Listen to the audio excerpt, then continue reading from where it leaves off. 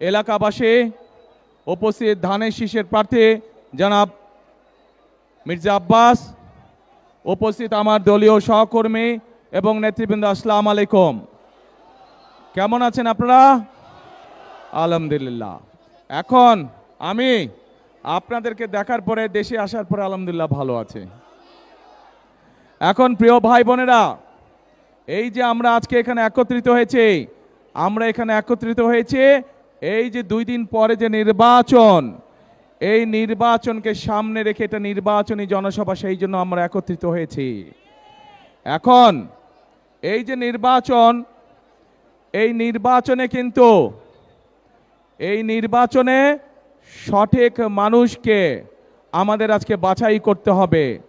যেই মানুষের ভিত্তি, যেই মানুষের জন্ম, যেই মানুষের বেড়ে ওঠা এই ঢাকা 8 এলাকার মানুষের সাথে, এইরকম ব্যক্তিকে আমাদের নির্বাচিত করতে হবে। কারণ যে মানুষটি সারা জীবন আপনাদের সঙ্গে ছিল, যে মানুষটি এই এলাকার মানুষের দুঃখ কষ্ট সম্পর্কে ধারণা আছে, এই এলাকার মানুষের বিপদ আপদে যেই মানুষটি সারাক্ষণ ছিল, এরকম মানুষ যদি আমরা বাছাই করতে পারি, তাহলে সামনে যদি কোনো সমস্যা হয়, যেই মানুষটি এলাকার সমস্যা সম্পর্কে ওয়াকিফাল আছে, সেই মানুষটিকে আমাদের বাছাই করতে হবে। কারণ এলাকার সমস্যার সমাধান করতে হলে, এলাকার মানুষের দুঃখ কষ্ট গোছাতে হলে বাইরে থেকে কেউ এসে কি করতে পারে না। ঘরের মানুষকে তো কে চিনে? ঘরের মানুষই চিনে, তাই না? বাইরের মানুষ কখনো ঘরের মানুষকে চেনে না। আরেকটা গুরুত্বপূর্ণ কথা ভাই, এই যে ধানের শীষ, এই যে বিএনপি, নির্বাচনের পরে একটি জনগণের সরকার ইনশাল্লাহ গঠিত হবে। কিন্তু এই মুহূর্তে চিন্তা করে দেখেন তো, এই মুহূর্তে যেই রাজনৈতিক দলগুলো নির্বাচন করছে, তার মধ্যে কোন দলটার দেশ চালানোর অভিজ্ঞতা আছে? দেশ চালানোর অভিজ্ঞতা একমাত্র বিএনপির আছে। এবং শুধু অভিজ্ঞতাই নয় তারেক, শুধু অভিজ্ঞতাই নয়, একই সাথে বিএনপির দেশ এবং দেশের মানুষকে নিয়ে সঠিক কর্ম পরিকল্পনা আছে। দেশ এবং দেশের মানুষের ভাগ্য পরিবর্তনের জন্য কর্মসূচি আছে বিএনপির একমাত্র। বিএনপির যেহেতু অভিজ্ঞতা আছে, সেই অভিজ্ঞতার আলোকেই আমরা আমাদের কর্ম পরিকল্পনা এবং আমাদের কর্মসূচি আমরা জনগণের সামনে উপস্থাপন করেছি। কারণ এই দেশের মানুষের ভাগ্যের সাথে বিএনপির ভাগ্য জড়িত থাকে। এই দেশের মানুষ, দেশ যদি ভালো থাকে, তাহলে বিএনপিও ইনশাল্লাহ ভালো থাকে। প্রিয় ভাই বোনেরা, আমরা এই যে সামনে মঞ্চের সামনে বহু মা বোনেরা বসে আছেন, এরকম সারা বাংলাদেশে কোটি কোটি মা বোনেরা আছেন। বাংলাদেশে প্রায় 20 কোটি জনসংখ্যা। এই 20 কোটি জনসংখ্যার অর্ধেক হচ্ছে নারী।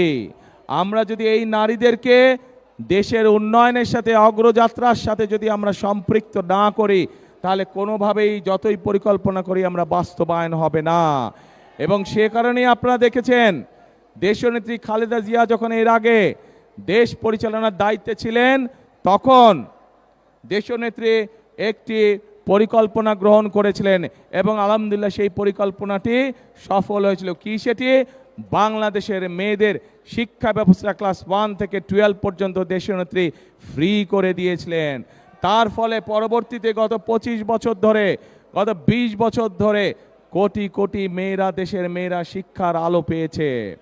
এখন প্রিয় ভাই বোনেরা, আগামী বিএনপি সরকার, আগামী ধানের শীষের সরকার এই মেয়েদেরকে, যারা এখন মা হয়ে গিয়েছে, যারা এখন গৃহিণী হয়েছে, খেটে খাওয়া মানুষ যারা আছে সমগ্র বাংলাদেশে গ্রামগঞ্জ শহরে, এই মায়েদেরকে, এই গৃহিণীদেরকে স্বাবলম্বী করার জন্য আমরা ফ্যামিলি কার্ড পৌঁছে দিতে চাই সবার কাছে। এই ফ্যামিলি কার্ডের মাধ্যমে আমরা আমাদের মায়েদের কাছে, গৃহিণীদের কাছে আমরা প্রতি মাসে সরকারের পক্ষ থেকে একটি সহায়তা পৌঁছে দিব এবং আমরা বিশ্বাস করি এই সহায়তা আস্তে আস্তে প্রত্যেকটি পরিবারকে, সেটি গ্রামে হোক, দুস্থ পরিবার হোক, সেটি শহরে হোক, যাদের এইটা প্রয়োজন, আস্তে আস্তে এই সহযোগিতার ফলে পরিবারগুলি ধীরে ধীরে স্বাবলম্বী হয়ে উঠবে এবং একটি একটি করে সকল পরিবার স্বাবলম্বী হলে পর্যায়ক্রমিকভাবে বাংলাদেশ স্বাবলম্বী হয়ে উঠবে। প্রিয় ভাই বোনেরা, এখানে আজকে আমাদের ধানের শীষের প্রার্থী আপনাদের এই এলাকার সন্তান জনাব আব্বাস সাহেব একটু আগে বলেছেন এলাকার তরুণদের, এলাকার যুবকদের কর্মসংস্থানের সমস্যা আছে, কর্মসংস্থানের সমস্যা আছে। এই সমস্যা শুধু ঢাকা ৮ নয়, এই সমস্যা শুধু ঢাকা মহানগরী নয়, সমগ্র বাংলাদেশে এই সমস্যা। এবং এর জন্য আপনাদের প্রিয় দল বিএনপি কর্মসূচি এবং পরিকল্পনা গ্রহণ করেছে। আমরা বাংলাদেশে আগামী ৫ বছর ইনশাআল্লাহ ১ কোটি কর্মসংস্থানের সুযোগ সৃষ্টি করব। ১ কোটি কর্মসংস্থান। আমরা দেশে বিনিয়োগকারীদেরকে উৎসাহিত করব, বিদেশ থেকে বিনিয়োগকারীদেরকে আমরা আমন্ত্রণ জানাবো। দেশে মিল কারখানা তৈরির মাধ্যমে যেমন আমরা একদিকে বেকার সমস্যার সমাধান করব, একইভাবে আমরা এই ঢাকা ৮ সহ যত জেলা আছে প্রত্যেক জেলায় একটি এবং ঢাকা মহানগরীতে বেশ অনেকগুলো আমরা vocational institute, training institute, technological institute এবং আইটি সংক্রান্ত বিভিন্ন ইনস্টিটিউট আমরা তৈরি করব। সেখানে আমাদের তরুণ সমাজের ছেলে হোক মেয়ে হোক তাদেরকে আমরা দক্ষ নাগরিক হিসাবে ধীরে ধীরে গড়ে তুলব, যার ফলে তারা দেশেই হোক নিজেদের কর্মসংস্থান তৈরি করে নিবে পারবে, দেশেই হোক তারা নিজেদের বিনিয়োগের মাধ্যমে, ছোট ছোট বিনিয়োগের মাধ্যমে তারা নিজেদের কর্মসংস্থানের ব্যবস্থা করতে সক্ষম হবে। একই সাথে তারা বিদেশেও যেতে পারবে। যারা বিদেশে যাবে, আমরা দেখেছি আমাদের প্রায় ১.৫ কোটি প্রবাসী বিদেশে আছেন। এর মধ্যে অনেক মানুষ বিদেশ যাবার আগে অর্থ সংকটের জন্য তারা নিজেদের বাপ দাদার জমি বিক্রি করতে হয়। কিন্তু আমরা সিদ্ধান্ত গ্রহণ করেছি ইনশাল্লাহ আগামীতে যারা এই দক্ষ মানুষ যারা বিদেশে যাবে, আমাদের তরুণরা যুবকরা যারা বিদেশে যাবে, যারা অর্থ সংকটের কারণে যেতে পারছে না, তাদেরকে আমরা জমি বিক্রি করতে দেব না বাপ দাদার। তাদেরকে আমরা সরকারের পক্ষ থেকে ক্ষুদ্র ঋণের ব্যবস্থা করে দেব, যেই টাকা সে ধীরে ধীরে ওখানে কর্মসংস্থান করে শোধ করবে। কিন্তু আমরা বাপ দাদার জমি যাতে বিক্রি করতে না, আমরা সেই ব্যবস্থা গ্রহণ করেছি। প্রিয় ভাই বোনেরা, এখানে আপনারা যারা উপস্থিত আছেন, বহু মানুষ আছেন, তাদের পরিবার আত্মীয় স্বজন অনেকেই গ্রামে বাস করে না? অনেকেই আছেন যারা পরোক্ষ বা প্রত্যক্ষভাবে কৃষি কার্যের সাথে জড়িত। বাংলাদেশের সবচেয়ে বড় পেশা হচ্ছে কৃষি। বহু কৃষক ভাই, কৃষানী বোন আছেন যারা কৃষি কাজের সাথে জড়িত। আমরা সিদ্ধান্ত গ্রহণ করেছি আমরা এই কৃষক ভাইদেরকে, মা বোনদেরকে যেরকম স্বাবলম্বী করার জন্য আমরা ফ্যামিলি কার্ড দিব, এই কৃষক ভাইদেরকে আমরা কৃষি কার্ড দিতে চাই, যার মাধ্যমে আমরা তাদের কাছে সরকারের যে সহযোগিতা ডাইরেক্ট আমরা সেই সহযোগিতা তাদের কাছে পৌঁছতে চাই। শুধু তাই নয় প্রিয় ভাই বোনেরা, আপনাদের আত্মীয় স্বজন পরিবার পরিজন অনেকেই আছেন কৃষক বা কৃষি কাজের সাথে জড়িত। এর ভিতরে যাদের 10,000 টাকা পর্যন্ত কৃষি ঋণ আছে, সেই কৃষি ঋণ ইনশাল্লাহ সুদ সহ আগামী বিএনপি সরকার মওকুফ করবে সারা দেশে। প্রিয় ভাই বোনেরা, বাংলাদেশের মানুষের আর একটি বিরাট সমস্যা আছে, সেটি হচ্ছে স্বাস্থ্য সমস্যা। বাংলাদেশের বহু মানুষ, সেটি শহরেই হোক, পায় না, অথবা যখন অসুখ বিসুখ ছোটখাটো পর্যায়ে থাকে তখন যদি চিকিৎসা সুবিধা পায় তাহলে তার যেমন খরচ কম হয়, সেও দ্রুত অসুস্থ বোধ করতে পারে। কিন্তু এই সুবিধাটাও হয়ে ওঠে না অনেক সময় মানুষের। সেই জন্য আমরা সিদ্ধান্ত গ্রহণ করেছি আমরা সারা বাংলাদেশে, শহর হোক গ্রাম হোক, প্রত্যেকটি জায়গায় আমরা সারা বাংলাদেশে 1 লক্ষ স্বাস্থ্যকর্মী নিয়োগ করতে চাই। এই স্বাস্থ্যকর্মীরা শহরেই হোক, বিশেষ করে খেটে খাওয়া মানুষ যারা আছে প্রত্যেকের ঘরে ঘরে যাবে, ঘরে ঘরে গিয়ে বিশেষ করে মায়েদেরকে, বিশেষ করে মেয়েদেরকে, বিশেষ করে শিশুদেরকে ছোটোখাটো অসুখ যেগুলো ঘরে বসে চিকিৎসা দেওয়া সম্ভব, সেই চিকিৎসা তাদেরকে দিয়ে আসবে, যাতে করে মা বোনদেরকে কষ্ট করে হাসপাতালে যেতে না হয় এবং যাতে করে অসুস্থতা বেশি হওয়ার আগেই যাতে মা বোনেরা সুস্থ হয়ে যেতে পারে। এই 1 লক্ষ কর্মসংস্থান আমরা তৈরি করতে চাই।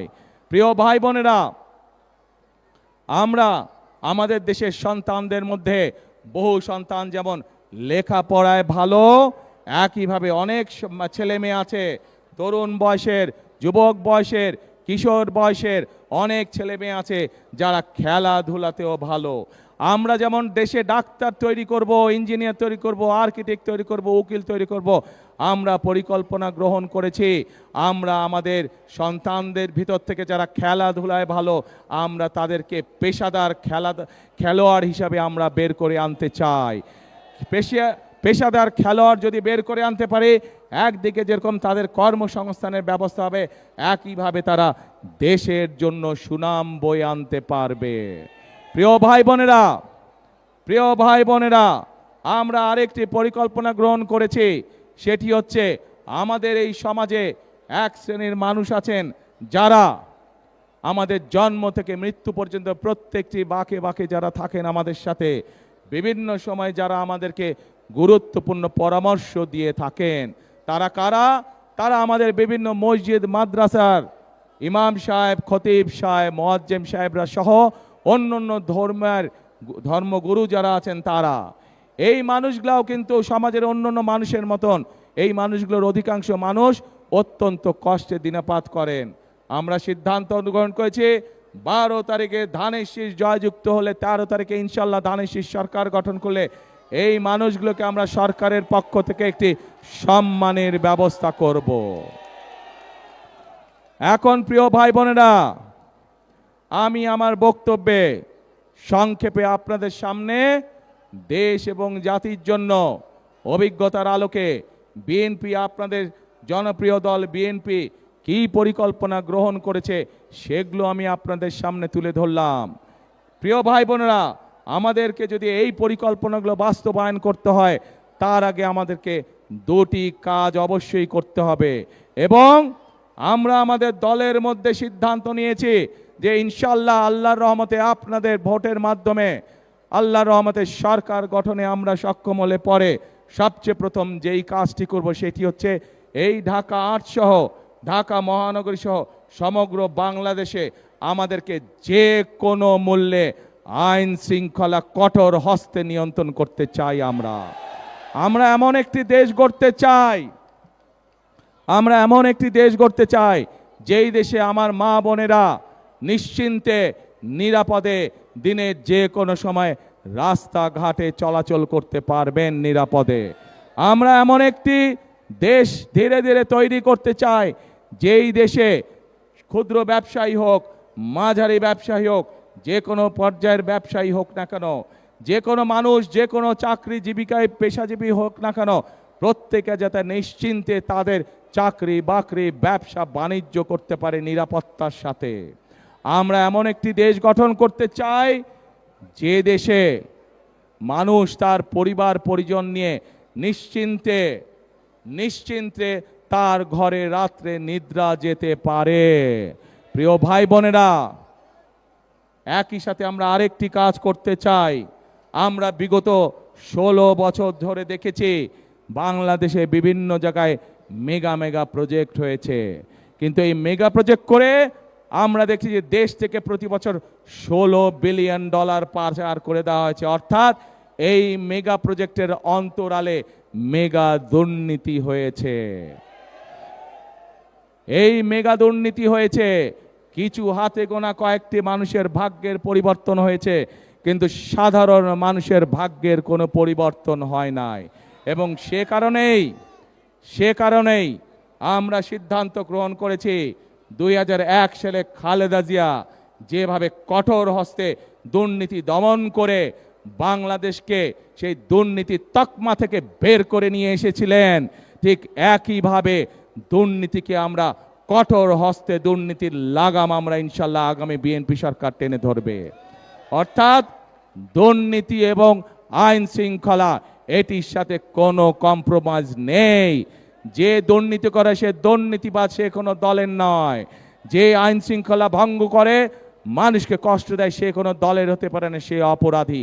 কাজে আইন এদের ক্ষেত্রে আইনের গতিতে চলবে। প্রিয় ভাই বোনেরা, বক্তব্যের শুরুতেই আপনাদেরকে বলেছি আমি বিএনপি এই মাত্র একমাত্র দল যাদের অভিজ্ঞতা রয়েছে দেশ পরিচালনা করার। দেশ স্বাধীনের পরে এই দেশের মানুষ দুর্ভিক্ষ দেখেছে, নাকে লক্ষ লক্ষ মানুষ মারা গিয়েছিল সেদিন। শহীদ রাষ্ট্রপতি জিয়াউর রহমান দেশ পরিচালনার সুযোগ পাওয়ার পর এই দেশ শুধু দুর্ভিক্ষ মুক্তই হয়নি, বরং এই দেশের খাদ্য উৎপাদন দ্বিগুণ হয়েছিল। শুধু খাদ্য উৎপাদন দ্বিগুণই হয় নাই, এই দেশ থেকে শহীদ রাষ্ট্রপতি জিয়াউর রহমান বিদেশে খাদ্য পর্যন্ত রফতানি করেছিলেন। প্রিয় ভাই বোনেরা, দেশনেত্রী বেগম খালেদা জিয়া দায়িত্ব পাবার পরে এই দেশে সংসদীয় গণতন্ত্র চালু করেছিলেন। শুধু তাই নয়, এই দেশ যেখানে বেকার সমস্যা ছিল, যেখানে শিল্পের সংকট ছিল, মানুষের কর্মসংস্থান ছিল না 90-এ স্বৈরাচারের পতনের পর, সেই খালেদা জিয়া সেই সময় এই দেশে কলকারখানা প্রতিষ্ঠিত করার মাধ্যমে সেই খালেদা জিয়া এই দেশকে এমার্জিং টাইগারে পরিণত করেছিলেন। এই ঘটনাগুলো থেকে প্রমাণিত হয় বিএনপি একমাত্র দল তারা জানে কিভাবে নারীদেরকে স্বাবলম্বী করতে হয়। বিএনপি একমাত্র দল তারা জানে কিভাবে দুর্নীতিকে কঠোর হস্তে দমন করতে হয়। বিএনপি একমাত্র দল তারা জানে কিভাবে আইন শৃঙ্খলা পরিস্থিতির নিয়ন্ত্রণ করতে হয়। বিএনপি একমাত্র জানে কিভাবে দেশে বেকার যুবকদের জন্য কর্মসংস্থানের ব্যবস্থা করতে হয়। প্রিয় ভাই বোনেরা, বক্তৃতার মঞ্চে অনেকেই অনেক বড় বড় কথা বলতে পারে, হাততালি পাওয়ার জন্য, হাততালি দেওয়ার জন্য। সুন্দর কথা বলা অনেক সহজ কাজ, দেশ চালানো এত সহজ কাজ নয়। দেশ চালাতে হলে দেশের মানুষের জন্য পরিকল্পনা দরকার। কোথায় তাদের পরিকল্পনা? শুধু বড় বড় কথা আছে। দেশ চালানোর জন্য দরকার কর্মসূচি। কোথায় তাদের কর্মসূচি? দেশ চালানোর জন্য অভিজ্ঞতার প্রয়োজন। তাদেরই তো বন্ধু বান্ধব। গত 1-1.5 বছর যাবৎ দেখেছি আমরা সরকারের অংশ ছিল, তাহলে আজকে এই দুর্গতি কেন মানুষের? কাজেই প্রমাণিত এটি আজ প্রমাণিত, যদি বাংলাদেশের মানুষের ভাগ্যের কেউ পরিবর্তন করতে পারে, কে পারবে তাহলে? ধানের শীষ। যদি এই দেশের ভাগ্যের পরিবর্তন করতে পারে, কে পারবে তাহলে? যদি এই দেশে দুর্নীতির লাগাম টেনে ধরতে হয়, কে পারবে? যদি এই দেশের আইন শৃঙ্খলাকে শক্ত হাতে দমন করতে হয়, কে পারবে? ধানের শীষ। প্রিয় ভাই বোনেরা, আব্বাস ভাই,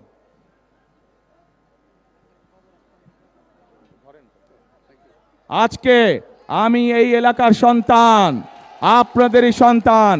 যে মানুষটির জন্ম এই এলাকায়, যে মানুষটির বেড়ে ওঠা এই এলাকায়, যে মানুষটি সকল সময় সকল পরিস্থিতিতে এলাকার মানুষের পাশে ছিলেন, সেই মানুষটি মির্জা আব্বাস সাহেবকে আমি আনুষ্ঠানিকভাবে আজ ধানের শীষ তুলে দিচ্ছি।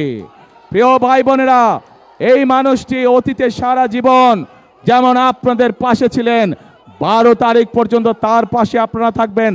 12 তারিখে আপনারা তাকে ইনশাল্লাহ জিতিয়ে নিয়ে আসবেন।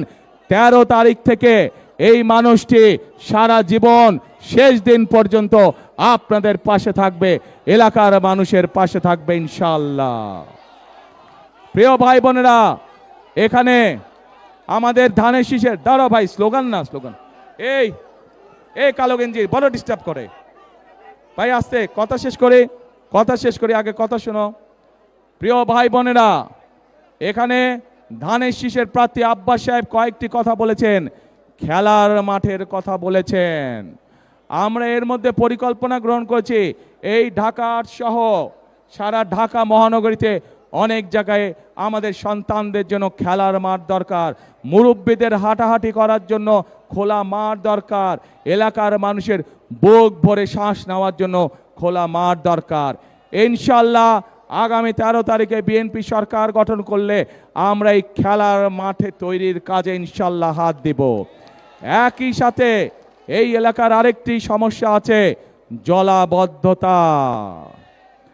আজ আপনাদের সামনে আমি পরিষ্কারভাবে বলে দিতে চাই, ঢাকা 8 সহ ঢাকা মহানগরী সহ সকল পর্যায়ে যে জলাবদ্ধতা আছে সবচাইতে দ্রুততার সাথে ইনশাআল্লাহ এই সমস্যার সমাধান আমরা করব ইনশাআল্লাহ।